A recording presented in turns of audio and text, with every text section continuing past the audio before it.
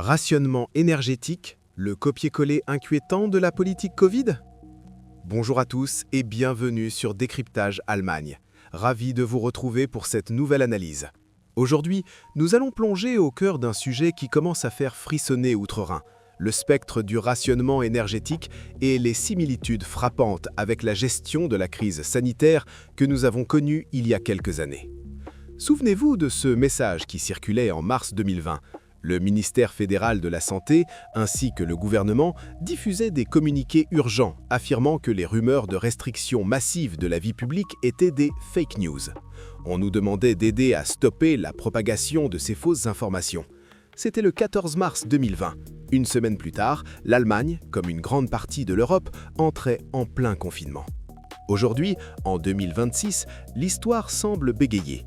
Lorsque nous jetons un regard en arrière sur cette période, nous nous rappelons l'absurdité de certaines règles. L'obligation du port du masque en plein air, les distances de sécurité d'1,50 m mesurées par la police avec des bâtons ou encore ces scènes surréalistes de voitures de police pourchassant des enfants dans les parcs. À l'époque, ce qui n'était que de simples recommandations est devenu, en un clin d'œil, une loi d'airain.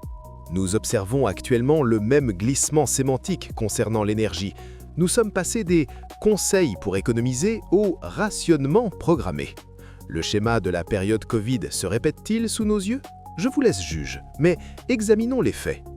On nous recommande aujourd'hui de renoncer volontairement à la voiture. En Allemagne, sur les 14 000 km d'autoroute, la réalité impose déjà une forme de limitation de vitesse de facto par les chantiers permanents ou le trafic.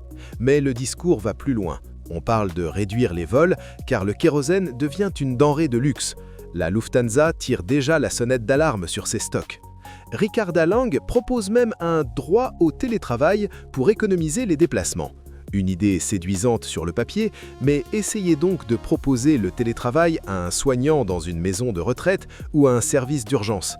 C'est le décalage total entre l'idéologie et la réalité du terrain. Plus inquiétante encore, l'ombre d'une restriction de mouvement plane à nouveau. Récemment, les médias traditionnels ont relayé une information selon laquelle les hommes allemands âgés de 17 à 45 ans ne pourraient plus quitter le pays sans l'autorisation du centre de recrutement.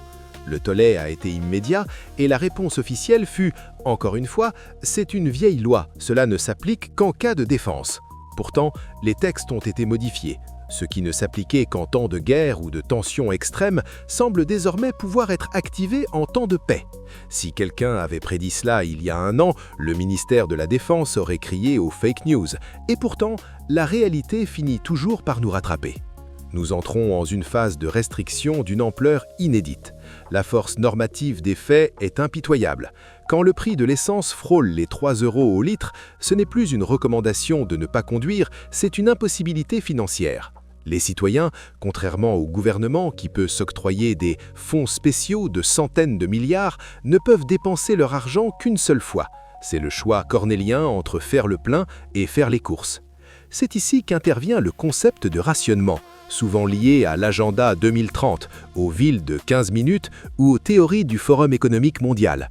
Longtemps balayées d'un revers de main comme étant des théories marginales, ces idées s'incarnent aujourd'hui dans des règlements concrets, comme l'autorisation des protéines d'insectes dans l'alimentation européenne.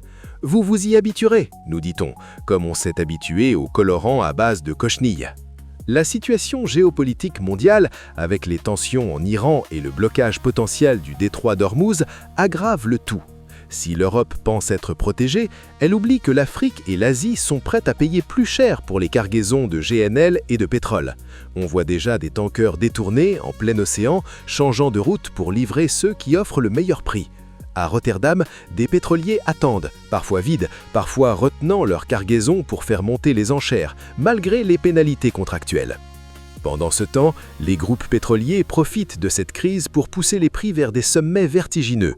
En Slovénie, le rationnement est déjà une réalité par décret, 20 litres maximum par passage à la pompe. En Thaïlande, on est passé à la semaine de 4 jours pour réduire la consommation d'énergie. En Australie, certaines stations sont tout simplement à sec. Le plus frappant dans tout cela, c'est le rôle de l'Agence internationale de l'énergie. Elle est devenue la nouvelle référence absolue des médias dominants, tout comme l'OMS l'était pendant la crise sanitaire. Ces scénarios et ces recommandations sont suivis à la lettre par les gouvernements. Le cercle se referme.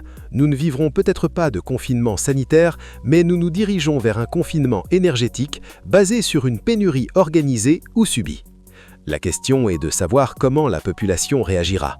Si l'on se fie au passé récent, une grande majorité acceptera probablement ces nouvelles contraintes sans broncher, qu'il s'agisse de l'interdiction de circuler selon son numéro de plaque d'immatriculation ou d'autres inventions bureaucratiques à venir. Le paysage politique et social allemand est en pleine mutation et les restrictions que nous pensions appartenir au passé reviennent sous un nouveau masque. Restez vigilants, informez-vous via des sources diversifiées et n'oubliez pas d'analyser les schémas qui se répètent. Merci infiniment pour votre fidélité et votre attention. Je vous souhaite, malgré ce tableau complexe, une excellente journée. Toutes les sources et les informations complémentaires sont disponibles dans la description de la vidéo. Prenez soin de vous et à très vite sur Décryptage Allemagne.